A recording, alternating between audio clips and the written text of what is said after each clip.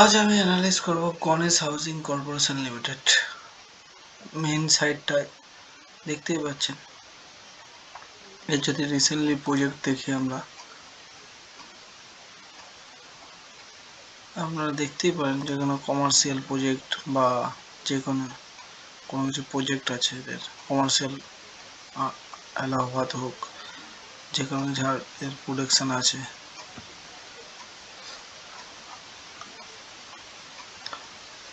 ভীষণ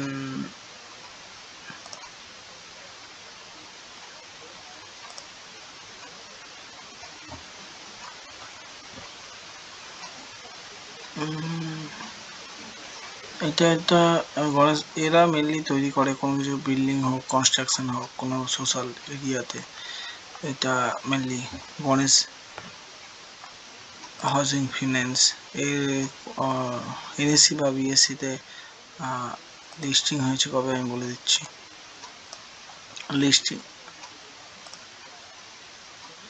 লিস্টিং হয়েছে 2007-এ। আর আমার চ্যানেলে সবসময় ডিসক্লেমার এই থাকে যে আমার চ্যানেল কোনো বাই বা সেল করার জন্য না, অনলি ফর এডুকেশন পারপাস আমি স্টক অ্যানালাইজ করি। Thank you so much. এটা বলতেই হয় প্রত্যেকবার আমাকে। আমি গণেশ হাউজিং কর্পোরেশনের টেকনিক্যাল চার্ট অ্যানালাইজ করি। যদি আমি অ্যানালাইজ করতে থাকি, প্রথম আমরা ডিতে যদি যাই, তাহলে কন্টিনিউ একটা রান হওয়ার পরে একটা সাইড বেস এসেছিল এখানে।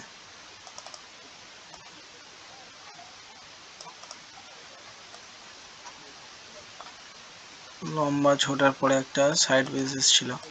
আফটার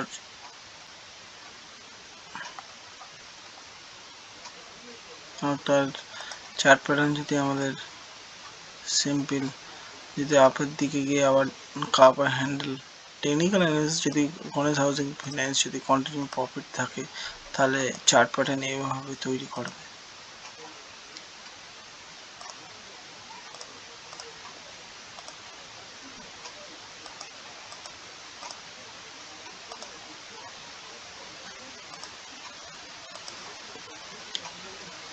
এর হাই থেকে লো দেখে নিই, এখন বেশি এখানে আছে, বাট আমরা যদি লো থেকে হাই পর্যন্ত দেখি যে কতটা কি হতে পারে, আমাদের টার্গেট কতটুকু হতে পারে, তাহলে আমাদের টার্গেট পুরো টপেই যাবে, 1310 পর্যন্ত যাওয়ার চান্স আছে। এই হলো টেকনিক্যাল অ্যানালিসিস। আর টেকনিক্যাল অ্যানালিসিস মেনলি তৈরি হয় তা কোম্পানির প্রফিট কেমন হচ্ছে, কন্টিনিউ অর্ডার কেমন আসছে, সেইগুলো ডিপেন্ড করে, ক্যাশ জেনারেট কিরম আছে, সেইগুলোর উপর ডিপেন্ড করে আমাদের হয়। আর এই কতটা ডেভেলপ করবে তার উপর খুব বড় একটা ম্যাটার করে যে মার্কেট ক্যাপ কতটা গ্রো হয়েছে, এই কী ধরনের কোম্পানি, স্মল ক্যাপ না মিড ক্যাপ না লার্জ ক্যাপ। আমরা চলে যাচ্ছি। আর কোম্পানিটা কর্পোরেট হয়েছিল, মানে এনএসসি বিএসসিতে লিস্টিং হয়েছে 2007-এই লিস্টিং হয়েছিল, আমি দেখালাম আপনাদের। আর এটা মার্কেটে কাজ করতে শুরু করে দিয়েছে অলরেডি 1991 থেকে মার্কেটে কাজ করতে শুরু করে দিয়েছিল।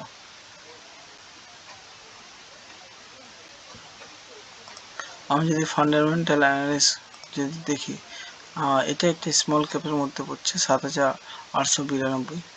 এর পি রেশিও বা আরওসি ডেফিনেটলি অনেকটা ভালো, 4502। আর পি রেশিও 19.1। এর যদি ইন্ডাস্ট্রি পি দেখি, যদি 42.8, তাহলে অলরেডি অনেক হাফটা আছে, অনেক ডাউন, মানে অনেকটা কম আছে পি রেশিও। এর যদি আমি কারেন্ট প্রাইস দেখি 946 যাচ্ছে এখন। এর ডেট টু ইকুইটি যদি দেখি 26 কোটি টাকা ডেট টু, মানে জিরো বরাবর চলে। এটা যদি আমরা পড়ি, এখানে লেখা আছে 1991 কনভেনশনালাইজ, মানে এ বিজনেস করতে শুরু করেছে রিয়েল এস্টেট ডেভেলপ, মানে কোনো বিল্ডিং হোক, কোনো বড় বিচ হোক, বা কোনো কিছুই হোক, কনস্ট্রাকশনের মধ্যেই আছে। গুজরাট বেস একটি রিয়েল এস্টেট সার্টিফাইড আছে এটা।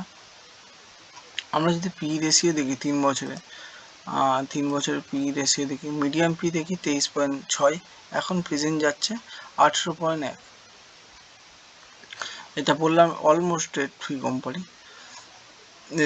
কোয়ার্টার রেজাল্ট কন্টিনিউ চলে আসছে, সিজি রেশিও 77.0।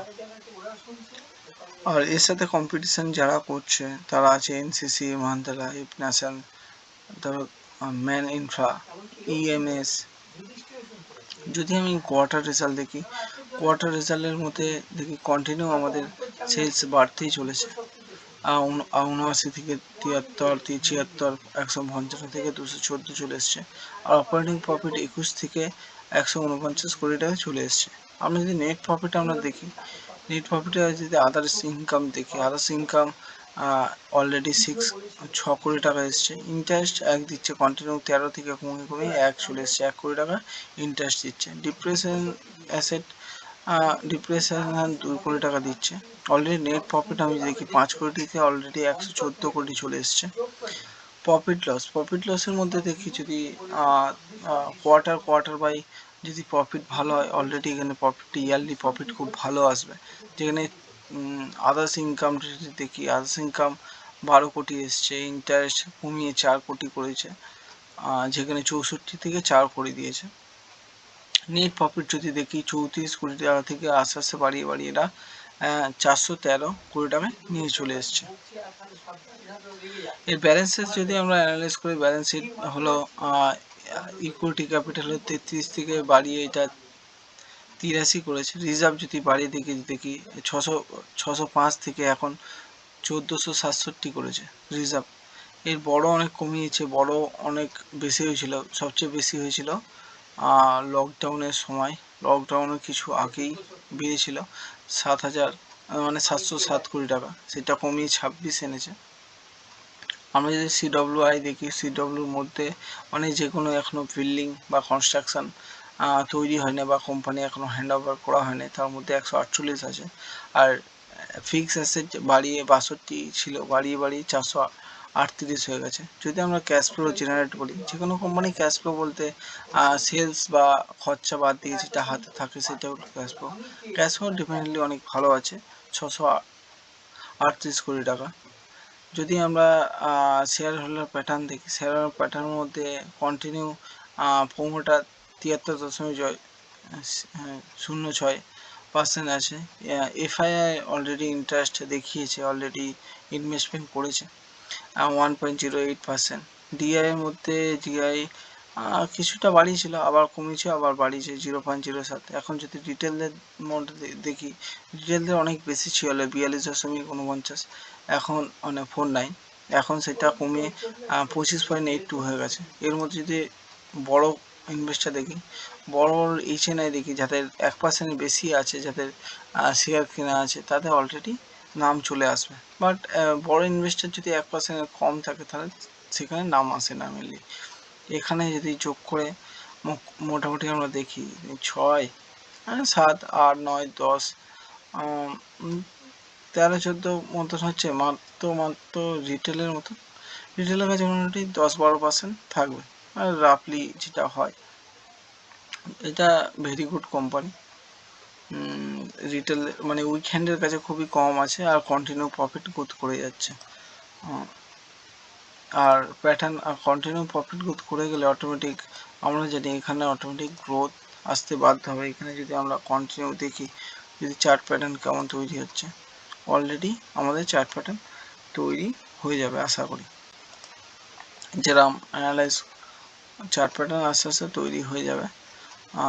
আর প্রথম কথা যেখানে আপনারা এন্ট্রি করছেন, আপনারা ঠিক করে নেবেন, একটা এক্সিট করার প্ল্যান করে নেবেন। কোম্পানি যত বাড়ুক বা যত কমুক, আমি মেনলি এখানে এসএল দিয়ে কাজ করি না। যদি এর থেকে যদি এভারেজ করতে হয়, যদি এর থেকে ডাউন হয়, যদি বা 25% যদি এখন কারেন্ট ভ্যালু আছে, এখান থেকে